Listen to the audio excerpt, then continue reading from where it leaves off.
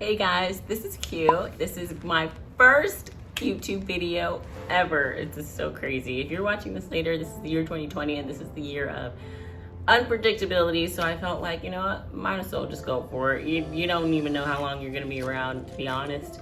And that's not to be somber or weird. It's just to say, like, life is short. So go for your dreams. You know, there's a lot of people thought they were gonna have a certain job forever, but 2020 happened and that wasn't the case. So this is my first video. My channel, Q Doll Wellness, is gonna be all about personal development in the health and wellness space. So I hope that you enjoy this. If you're a first-time competitor, this video is particularly for you. And this is my 5 tips to consider before competing for the first time. So let's go.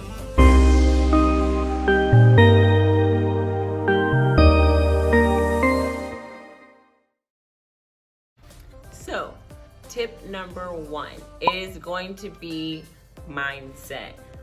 When you're competing, it is mostly a mental game more than anything. It's not about motivation. It's not about how you look on stage, what the goal is. It's all going to be about discipline, discipline, discipline. And you need to have the right mindset if you're gonna want to get into competing, because you're gonna have to remember your why in those tough days. You're gonna be hungry all the time. You're going to be tired, especially towards the end of your prep.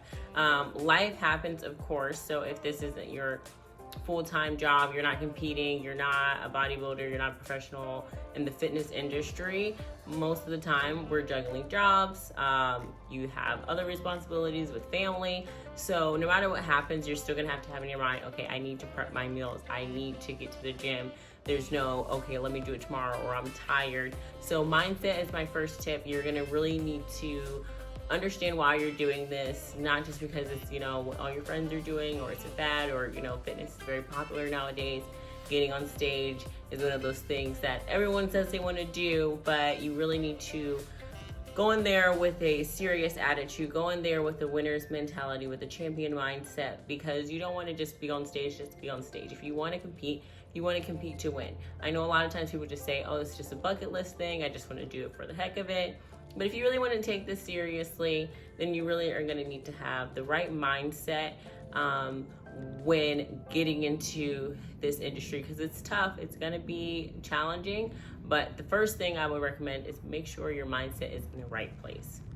So my second tip is going to be save. And it might be a little weird because you're thinking, oh, I thought this was about fitness. Aren't you giving me a whole bunch of fitness tips? No. Competing is expensive. Ask any bodybuilder, ask anyone who takes health and wellness seriously, it gets expensive. And then competing just takes it to the next level. I know for women especially, you've got your suit, you've got your coach fees, you've got, you know, whatever your coach's, you know, their fee is for you to train with them.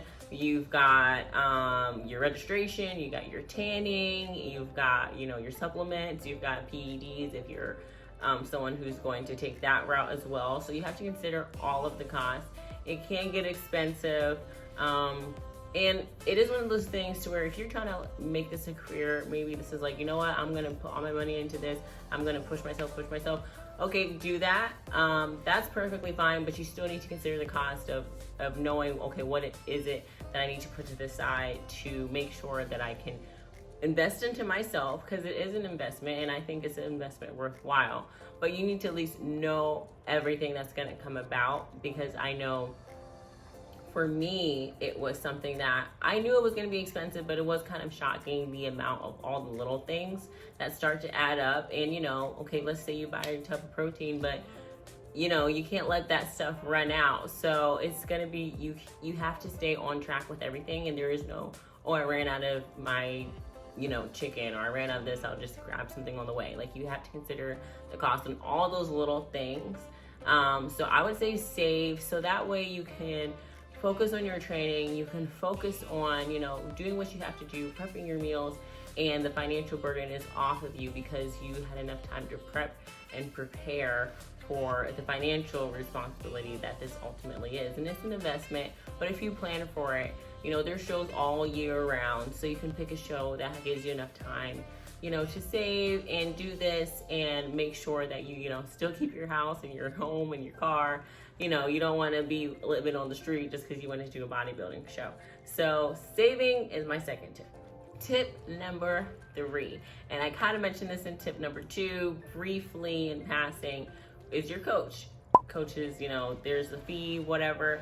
But if you want to get a really good coach, yes, they might be a little more expensive. But the point I'm trying to make with coaches is the fact that you want to consider having a coach. I don't personally know of anyone who's competed without a coach, but I'm sure there's someone who might have out there.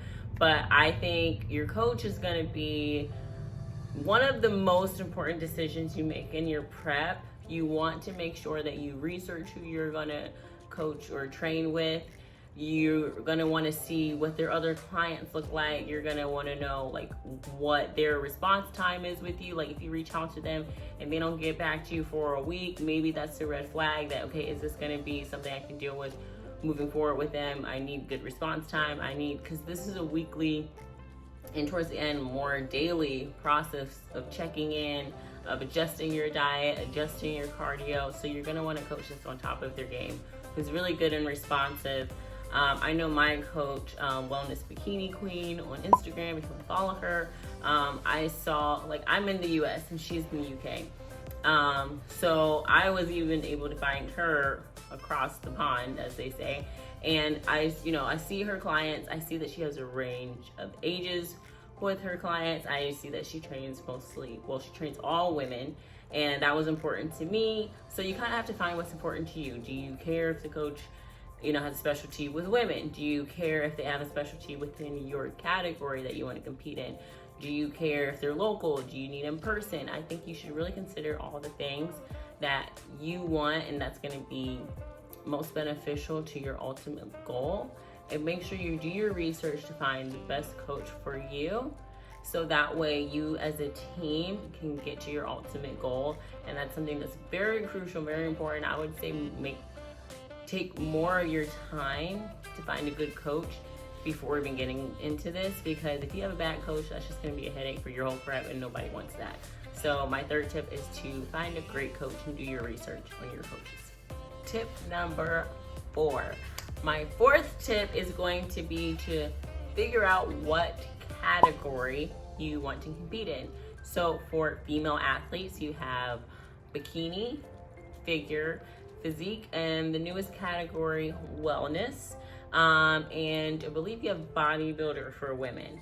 So you're gonna want to figure out what's the best with your genetic build. There's some categories that it's just easier for people to fit into more naturally, like bikini. They're very lean. They don't have a lot of separation or striation in their body shape. So some women who it's just really easy for them to stay lean, that might be a great category for you. If you can get to 90 pounds like that, go for it. But if that's maybe a little harder, if you have more muscle mass in your legs, then maybe you need to move up to wellness.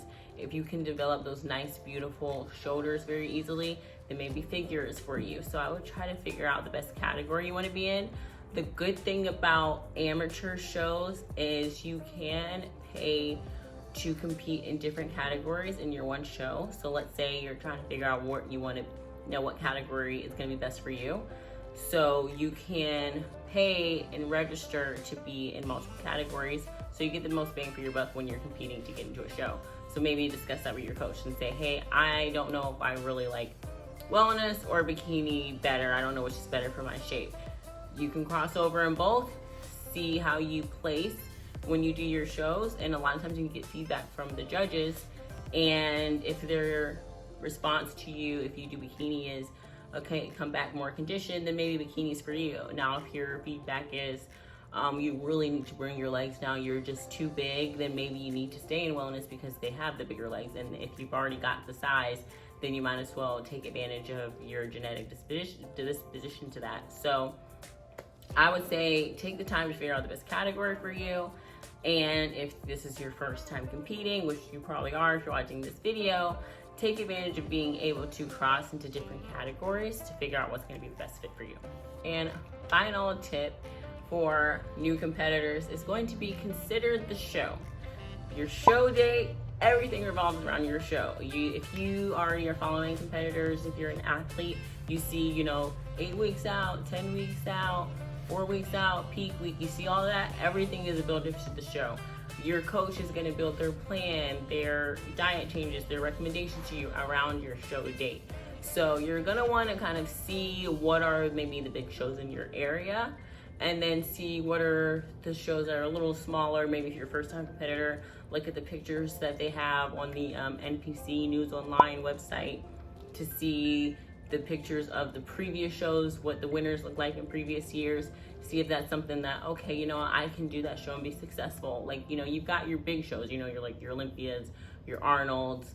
I know in Florida we've got, Tampa Pro is a pretty big show.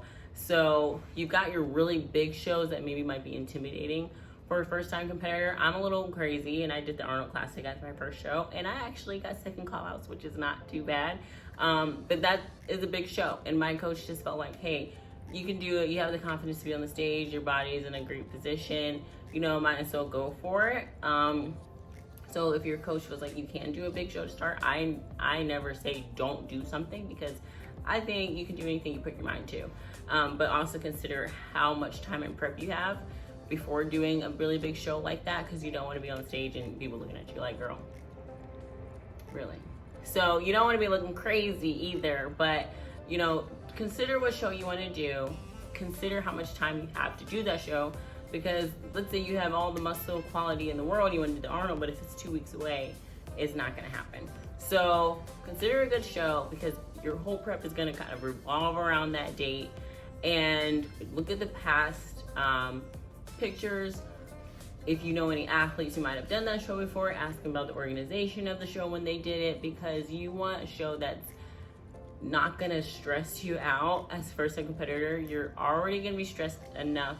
You're already gonna have all these things going through your head of not even if you're just nervous about your body or what you're bringing, the package you're bringing to the table, but it's just the unknown, the fear of the unknown. So if you don't have experience, you're already gonna have that, okay, what to do, oh, do I go here, do I go there? So you don't wanna pick a show that maybe everyone says it's unorganized, or a show that's just so big where it's just too much swirling around. So my fifth final tip is to pick a great show. You're gonna want to go back to the beginning, have a great mindset, have good savings, pick a great coach, and pick the right category for you. So that way you're not putting more stress on your body than is already gonna be on it, and you can be successful and you can compete and enjoy your first time experience. So to all my first time competitors, I hope you enjoyed this video. I hope you found it helpful, and we will see you in the next one. Bye.